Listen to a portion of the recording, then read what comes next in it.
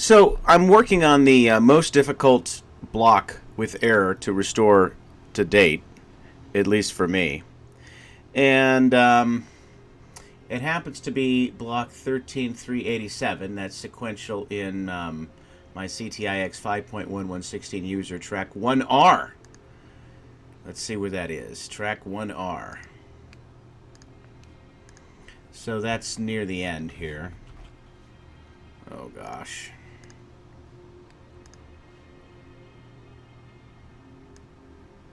If we search for that text, if we search for it here, we'll find it.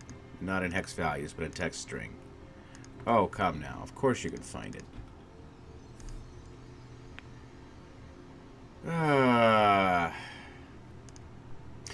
Okay, so here is the missing block right here.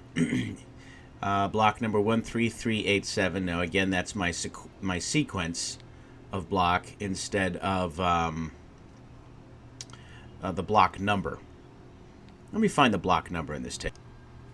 All right, there it is. It should be block number 27260 because it comes between 27259 and 27261. So that's the number of the block that I'm looking for in this particular tape. Now that may not mean anything to anybody except me. And that's fine. Maybe I'm just recording this video for me, so I don't lose track of what I've done here. So I could pick up where I left off at some point in the future. Now, the bad block, I have narrowed it down to at least 93 bytes right here that are just plain missing. The gap in the gap is very large. The blocks are just missing. Let me show you what that looks like.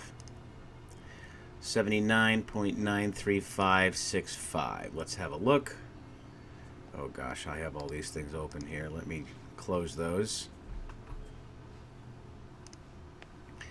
Okay. 79. A little off the scale there. 79.9. 79.93. Is that it? 93565. 935.6. 935.6.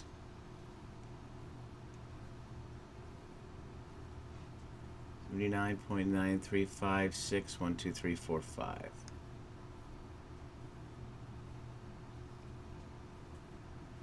Why do I have a feeling I'm not looking at the right one?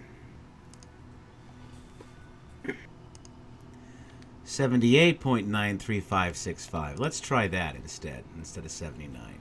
78.93565. 78.93. Oh, and there it becomes incredibly obvious. Here's the gap. There is the gap. All right, and that is a huge gap. It's at least 93 bytes, maybe more. So basically everything from here to here is fairly useless. And, you know, that's 0.31 milliseconds, which is a lot of data in comparison. Now, it's not like unrealistic because there's the beginning of the block and everything's okay right up until here. And then here's the end of the block. But it's a chunk. There's the end of the block.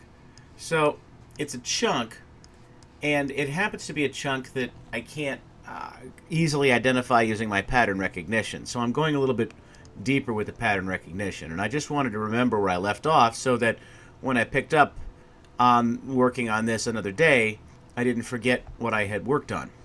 So here's this block, 13387. And I've copied it. I've just through trial and error, I found this segment right here. And I found that this segment repeats itself a lot. Now, I don't want to copy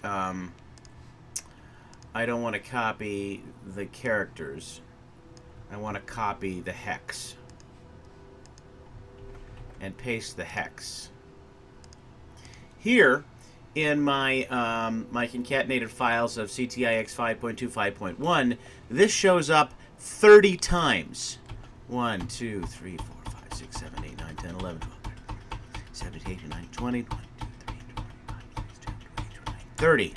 31, 32, 33, 34, 36, 37, 38, 39, 40, 41, 42, 43, 44.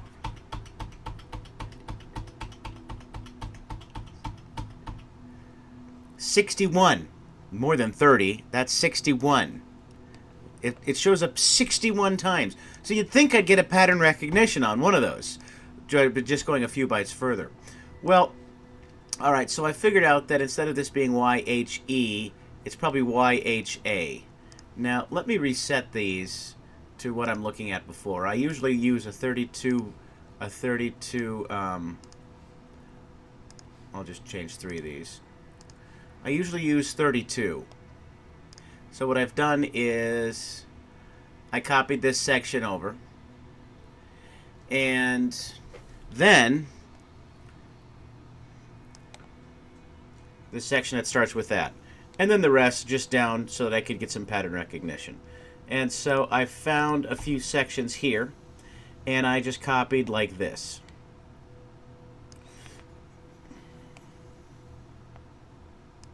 Just to get a good cross section. And pasted that in a new one here. Now, I'm noticing, even it up, I'm noticing that not all of the characters change.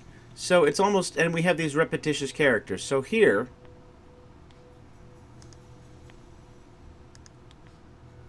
I'll put the cursor at the beginning so it's a little easier to see. I wish I had a better swap back and forth automatic thing so I could just stare at it for a while and see the difference in the characters. But you can't quite see where I'm focusing on the screen, but you can see the difference between, you've got these A's, A shows up here. Over on this one, now it changes to O, O, O. But a lot of the characters remain the same. And I found a number of patterns that match that. See this? So it's not like all of the characters that are missing are unique.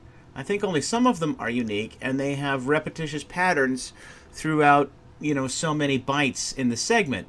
So it should be possible for me to do enough comparisons and figure out how all of these are the same, how all of these are the same with each other. How did I want to do that? How all of these are the same with each other. You know, so many characters here translate into this, you know, a corresponding character up here. So many characters down here corresponding to so many characters up here. I think I can do the same thing because I can see the characters down here to figure out what they correspond to the characters up here in the missing section. That's the concept. Now, something else I noticed just as I was playing around was I decided that I wanted to find the pattern so that maybe these changes all showed up in a row instead of scattered across the rows like this. Maybe I should say that they should all show up in a column instead of scattered across the rows like this. So I changed the display down to 10 bytes per row instead of 32. And I tried different ones, but this one actually looks pretty good. Let me show you what I mean by that. So we'll change this down to 10. There we go. So you see how at least at the bottom now, at least not all of them are changing in a column, but they're lining up a little bit better into some columns, particularly in this section right here, where there's some columns. And I don't, this is a lot of guesswork, but this is a pattern that I'm noticing, and it might be a good way to display it again. So I'm not even quite sure how to write a program to figure out how what's changing here, and yet what's always the same in the known blocks from up here to up here, to extrapolate what should be up here from down here. But there's some kind of pattern here that I can't ignore, and again, if I actually, you know, guess the right combination and get it right, the CRC should tell me with a high degree of accuracy whether I got it right or not, because the chances of accidentally getting it wrong and the CRC being right are pretty astronomical, as I understand it. So that's what I'm going for anyway. And I just wanted to document that here before I forgot that I had at least come this far in the discovery. Now I know it's a whole lot of work for, gee, it's just 93 bytes. I give it up already, right? I don't know. I'm kind of on the quest of learning how this kind of stuff works and cracking some of these codes, which is really more the point than just the 93 bytes. So that's why I'm going through this. And if you're watching this, that means that you find it interesting as well. So thanks for watching. Maybe you should let me know why. I'd love to hear it. Thanks. And I'll pick up where I left off another day soon.